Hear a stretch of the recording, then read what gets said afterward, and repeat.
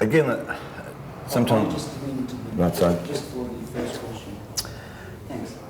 Sometimes it sort of can be sort of fatal to go and use the same producers again. And yet this has worked so beautifully with Rhythm Nation. The first listen, I think, well, oh, this is a bit like Control, and then second listen and third listen, you know it's nothing like Control.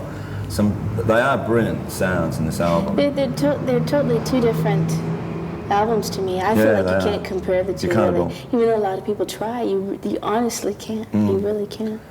But some astonishing sounds. Do they go out and, they must, like you with your dancing, they're finding different sounds in garbage tins or something? We're always searching for different sounds. Yeah? And always, constantly. Are they hard workers, taskmasters? Oh, sure. Yeah? Sure. Yeah, they really are, and it's like you've given them a few good ones, but they're always asking for that last one, that one more. And even though you might be tired, you try your hardest to give them what they want. And in the end, it's like, thank you for bringing this out of me. Right. Because it makes that much difference. When you finally convinced the record company that you could have all those tracks on, and the artwork and everything was done, did you take a deep breath when finally it was to be released and out to the public and to the critics? How did you feel? God, I felt really good about the whole project. I really did. Like with the Control, in my heart, I felt really strong about it, really good about it.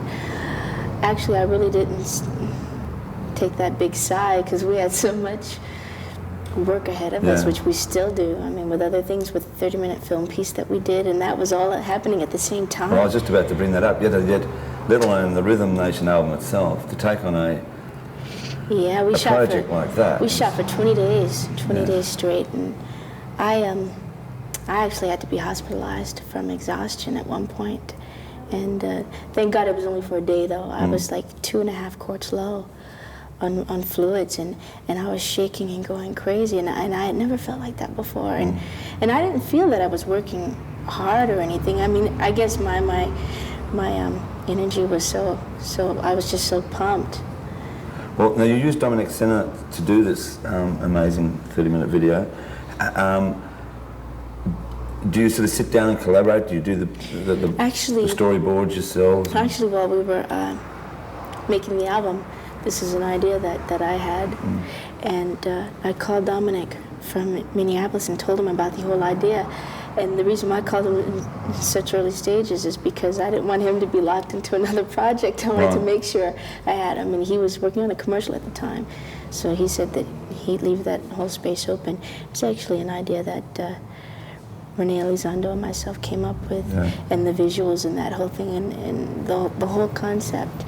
And we explained it to Dominic, and he's so incredible, such an incredible director as well as a photographer. And he just helped us bring that to screen. All right, now the choreographer, which would have to work very close with you, surely. That array of dancing and dancers is quite something else.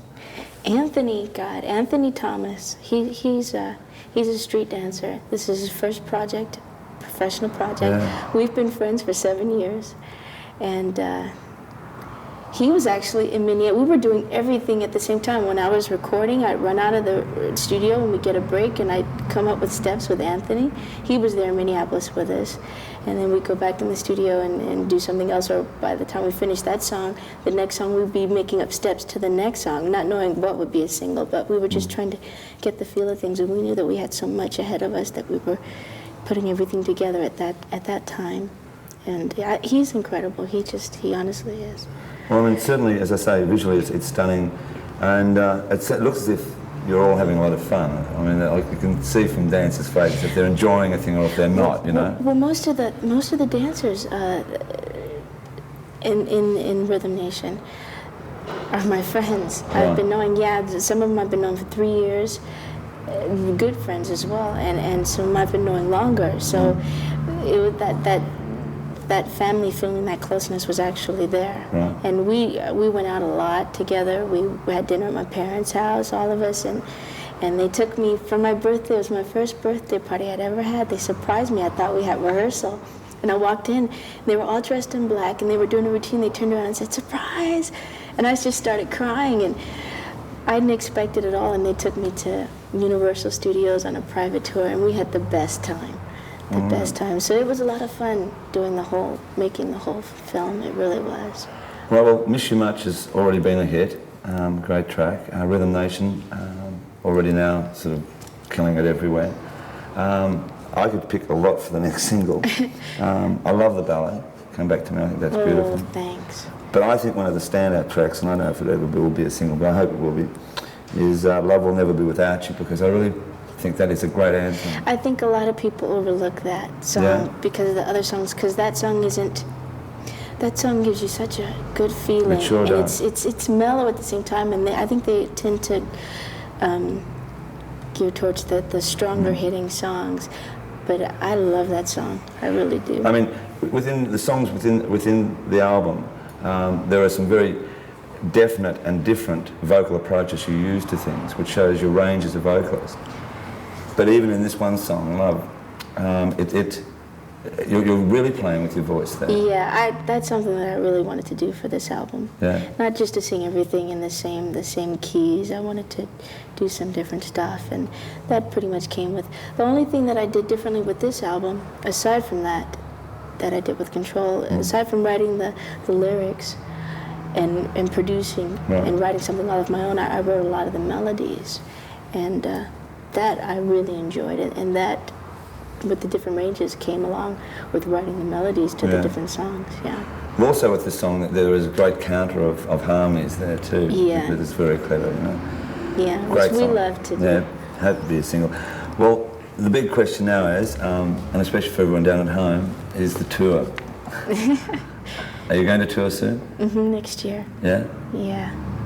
Which actually, we had to push it back a little bit because we have so many videos to do, so we could get it all out of the way. And I didn't want to mix the two because this is my first time going out. I wanted to make it the best that I can, and I felt that one or the other was going to lack something, and I didn't want either one to lack anything. So we're getting all the videos out of the way, and we start rehearsals for the tour January 1st. Well, it's going to be a pretty sort of major undertaking, because with what you've set in standards visually with your videos and that, I'm not sure how you're going to do this. It's the truth. Yeah. We have some pretty cool ideas, so hopefully they'll enjoy it and like it as much as I'll enjoy performing for them. So. Now, one final thing, because he's become a good friend of mine, is your brother Michael. And the fact that you both care about children so much. He, when he was down in Australia, we had a long talk one day, and he pulled me aside, and he really does care about everyone, including his family and yourself and that. And at times I see this wonderful smile on his face, and I see a slight sadness as well. Is it hard for you all to be a Jackson? Is it with all this? Again, from media focus and not really leaving you alone. It's hard. There's a lot of pressure. It is difficult having that last name. It honestly is. A lot of people think, oh, it's an easy way to get through this door or that door. I mean, they sit and say, okay, well, what do you have to offer? Well, through those different doors. But once you're there, it's like you got to show them that and more. Because of the last name, it becomes really difficult, and the pressure. And the fact is, I mean, like Michael and yourself, I mean, you forever must be rehearsing, dancing, especially being dancers. I mean, any dancer has to rehearse anyhow, let alone everything else that goes alongside it. Well, I think you've got a great Christmas present, and you've given it to everyone else. Not only a great album, but certainly an album of a lot of substance, lyrically, and a lot of pleasure as far as the melodies and the production and everything else associated with. And I thank you for that. And hopefully this album will get through to some of the world leaders where the nonsense is going on. I hope so. I know that a song or album can't change the world. Yeah. I know that, but hopefully through our dance and music we can inspire them to want to join hands and listen to our message, and long enough to make them want to join hands and deal with some of the problems. Then hopefully we can make some sort of dent, and that's what Rhythm Nation is really about. That's all it's about. One last question, the 1814. Oh, what is that? What is it? Everyone says, people ask me, I go, look, I really don't know. Because it's crept up Well, before. you know, yeah. Actually, I wasn't telling, but what the heck? I'll tell you. Because the company really didn't want me to tell just yet. But it had something to do with the year. Yeah. And everyone was going, oh, 18, 14, that's R-N, you know, in the alphabet, which it is. Yeah. But how the whole thing started is making Rhythm Nation, the song Rhythm Nation. We felt like that was our anthem, you know, and we kept saying, God, this is our anthem, and this is the anthem of the 80s, or the 90s, I should say. And it was the anthem for us. And to find out that in 1814, the year 1814, American history, Francis Scott Key wrote America's national anthem, and he wrote it in September, on September 14th.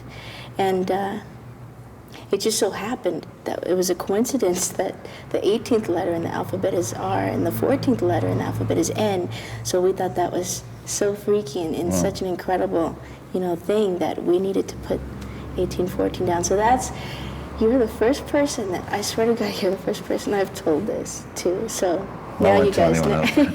So now you guys know, and that's why it was so important to us. So it doesn't just mean R and N, it's our anthem. And the funny thing about it is, our album was originally supposed to be, had been released in August, but they pushed it back to September. So it was released September 19th, and he wrote the song on September 14th. So I think that's pretty neat. Well, as I say, I mean, like, thanks for the interview. I've been a mate of Jermaine's for a long while, and quite a good mate of Michael's. And to know you, such a talented family, I tell you what, it's a real pleasure. Thanks, Thank you very Molly. much. Thanks so much.